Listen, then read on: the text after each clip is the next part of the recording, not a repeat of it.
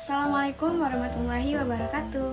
Perkenalkan, nama saya Yustika Heria dari kelas 2D. Di sini saya ingin menyampaikan penjelasan tentang Pergerakan Nasional Indonesia. Selamat menyaksikan teman-teman. Ada yang tahu gak nih apa yang dimaksud dengan Pergerakan Nasional Indonesia ini?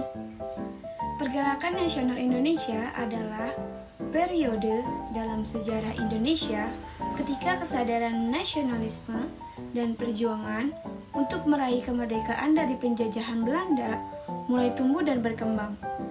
Pergerakan ini dimulai sekitar awal abad ke-20 dan mencapai puncaknya pada proklamasi kemerdekaan Indonesia pada tanggal 17 Agustus 1945. Lalu ada beberapa aspek penting dalam Pergerakan Nasional Indonesia, yaitu meliputi yang pertama, ada kebangkitan dan kesadaran nasional. Kesadaran nasional mulai tumbuh di kalangan rakyat Indonesia akibat pengaruh pendidikan barat, penindasan kolonial, dan perkembangan media massa. Golongan terpelajar di Indonesia mulai menyadari pentingnya identitas dan kemandirian bangsa.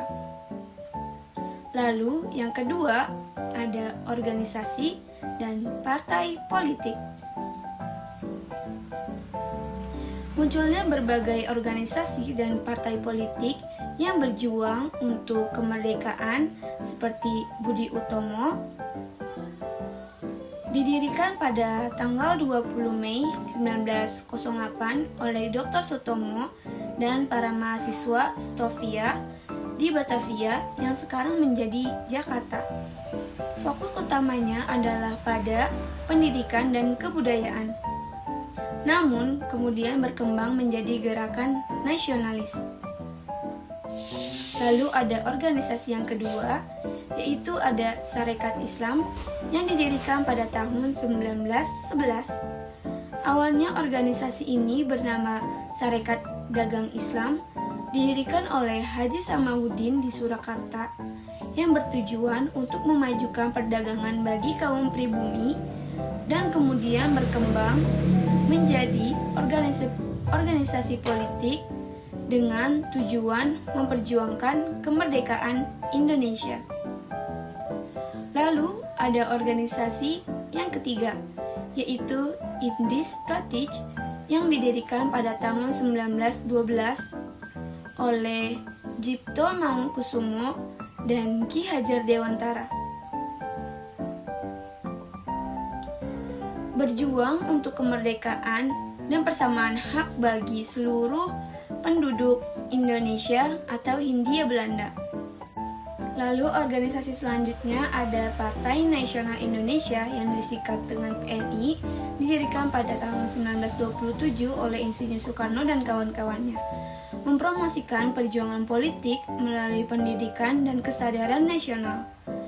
Lalu ada organisasi Muhammadiyah, didirikan pada tanggal 18 November 1912 di Yogyakarta oleh Kiai Haji Ahmad Dahlan yang merupakan ulama besar yang cukup berpengaruh gerakan Wahabi.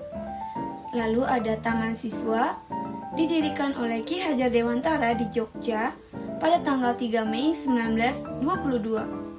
Lembaga ini bertujuan untuk menyesuaikan sistem pendidikan dengan kebudayaan Indonesia. Lalu ada Gerakan Wanita.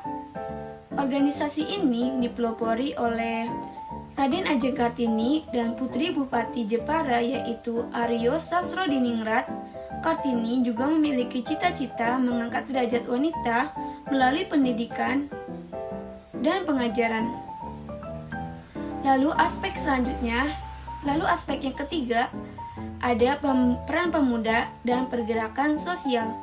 Pemuda memainkan peran penting dalam pergerakan nasional, terutama melalui Kongres Pemuda II pada tahun 1928 yang menghasilkan Sumpah Pemuda. Sumpah ini menegaskan tekad para pemuda untuk bersatu sebagai satu bangsa, satu tanah air, dan satu bahasa. Lalu aspek yang keempat, ada pendidikan dan kebudayaan. Pendidikan menjadi salah satu alat penting dalam membangkitkan kesadaran nasional. Sekolah-sekolah seperti Taman Siswa yang didirikan oleh Ki Hajar Dewantara berperan dalam mendidik generasi muda dengan semangat kebangsaan. Selain itu, karya-karya sastra dan juga seni turut menginspirasi semangat perjuangan. Lalu, organisasi yang kelima yaitu perjuangan fisik dan diplomasi. Perlawanan terhadap penjajah dilakukan baik melalui jalur diplomasi maupun perjuangan fisik. Pemberontakan dan gerakan bawah tanah seperti peristiwa Peta, pembela tanah air, menunjukkan perlawanan fisik terhadap Belanda dan juga Jepang. Sementara itu, tokoh-tokoh seperti Soekarno dan Hatta berjuang melalui jalur diplomasi untuk mendapatkan dukungan internasional bagi kemerdekaan Indonesia. Lalu, aspek yang keenam ada proklamasi kemerdekaan. Puncak dari pergerakan nasional adalah proklamasi kemerdekaan Indonesia pada tanggal 17 Agustus 1945 oleh Soekarno dan Muhammad Hatta.